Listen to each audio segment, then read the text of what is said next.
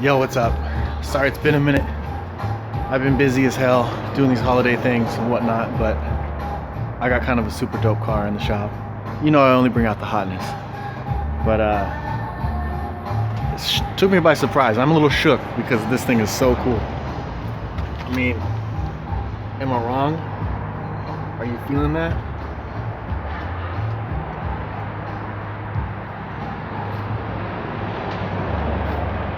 All this thing needs is some rims, because that ain't flying. But you might be surprised for me to say, but this thing, black. Look at the front end. Look at the front end. It's the Batmobile. Okay, now the trick is this interior for the full, and it's not just the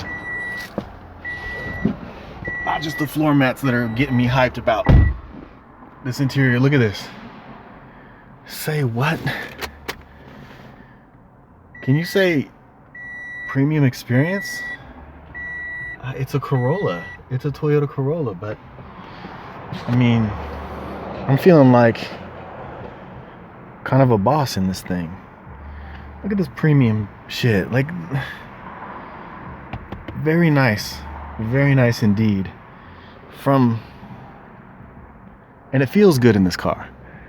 Like the driving position, the view angles, and it can't be too expensive. I mean, it's just a, you know, it's a Corolla.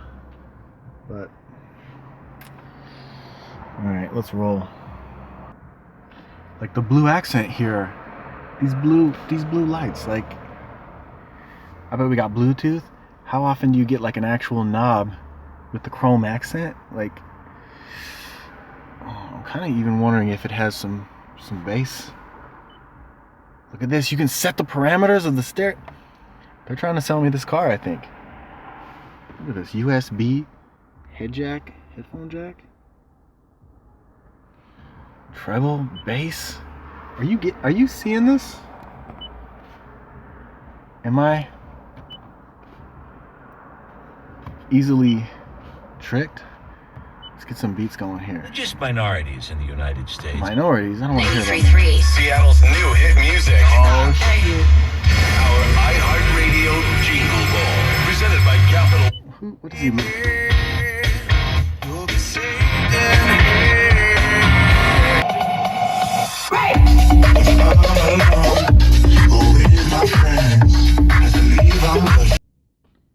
I'm telling you, there's a subwoofer in this car and it is working.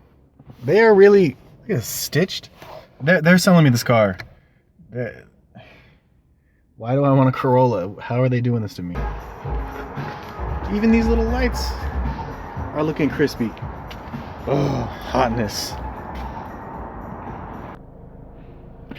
All right, now, you guys all probably know the reputation for Toyota Camrys and Corollas is just soft vehicles. I've never driven this car, so let's take it out on the street and see if it gives me some impression other than a soft squish box, because it is an automatic. It has a sport mode. Oh, I can put it in S and B. What is B? Bonkers. D, S, and B. Dank, sick, and bonkers. All right, let's see which mode is the coolest. All right. It's probably gonna drive like grandma's car.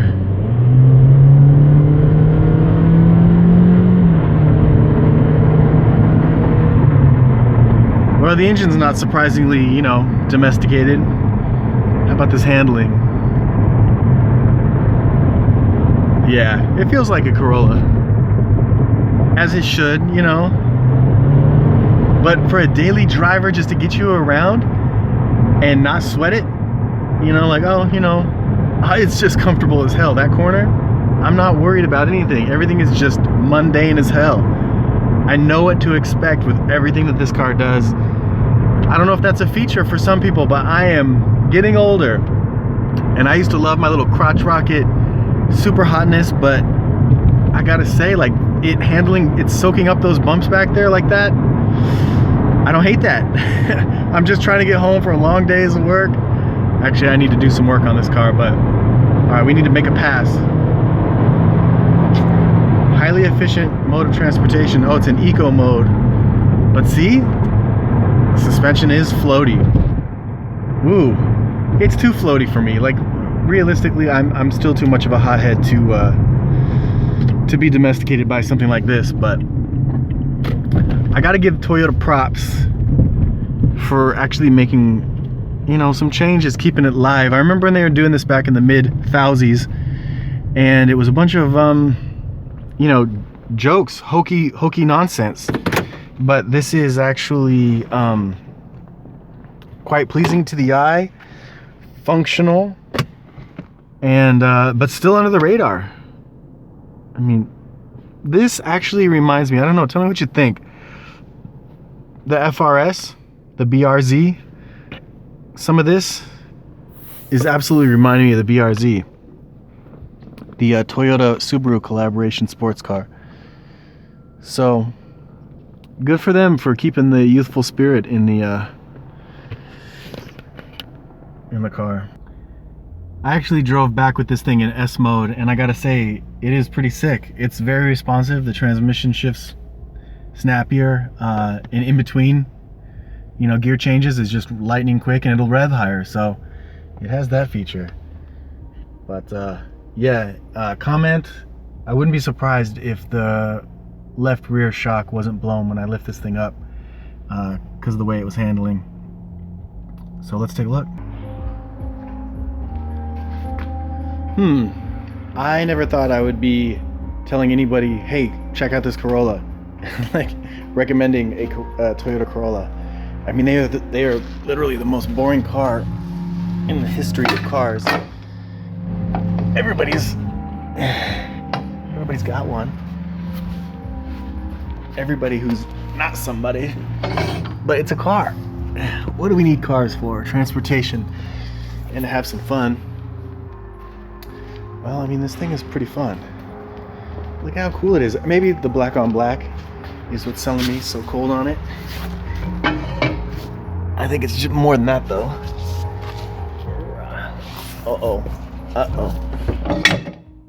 Okay, so it's right there. We gotta move it right back.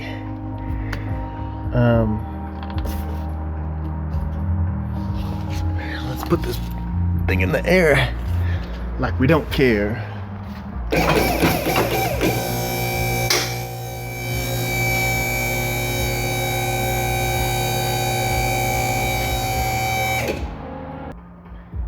So she's got like 70,000 miles. Let's see what 70,000 miles looks like. Just a layer of dirt, that's it. A small layer of dirt. But look how open it is in here, you know? There's room to work. Everything you need, a battery, a radiator, air filter box, a computer that's just hanging out.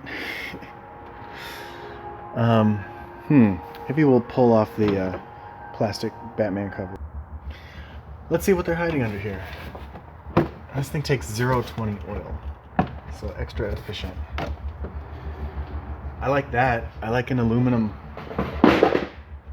valve cover. Look at these double ground wires on here. I bet all the injectors are grounded here. A little braided shield for some wiring. Wow, all this vacuum wire is braided. Coil over plug. Looks like here's your VTI, or variable valve timing stuff. And this would be the cam phasing.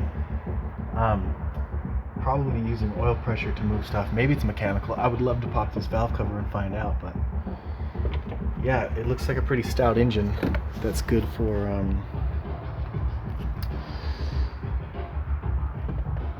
longevity. Alright, let's look underneath this car.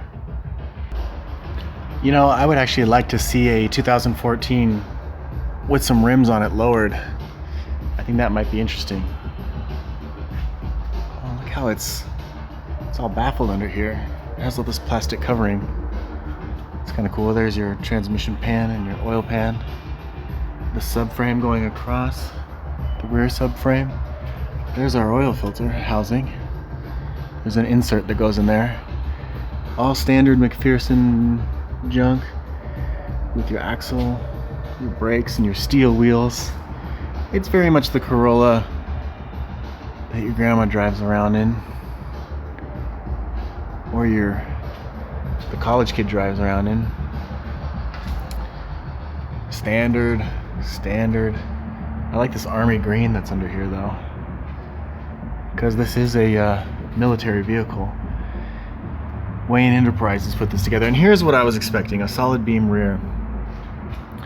I can't say I'm a big fan, but you know, it keeps costs down, keeps weight down as well. Are any of these shocks leaking?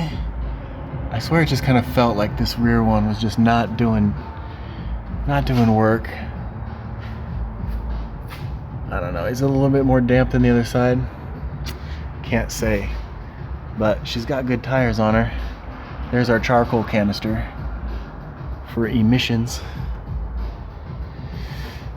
Yeah, let's check the front shocks. But look at, I mean, the rear hub. Wheel bearing, speed sensor, drum brakes.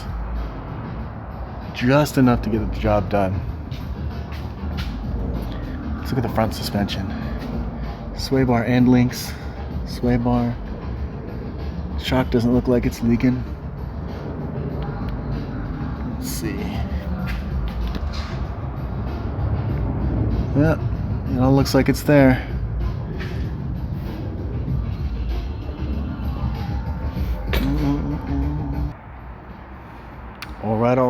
All right.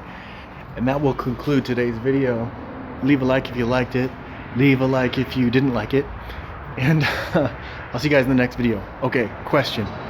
What kind of video do you guys want to see next? Do you want to see a toolbox tour video of the black box? Do you want to see another car video like this one? Do you want to see a work video where I'm just working on shit?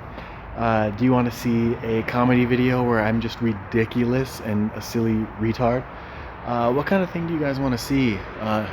And that's, leave your comments in the description, or leave your comments down below, and I'll read them, and I'll try to come up with a good video for the next one. But if you guys have any ideas what you want to see in the next video, leave it down below, and I'll see you guys later.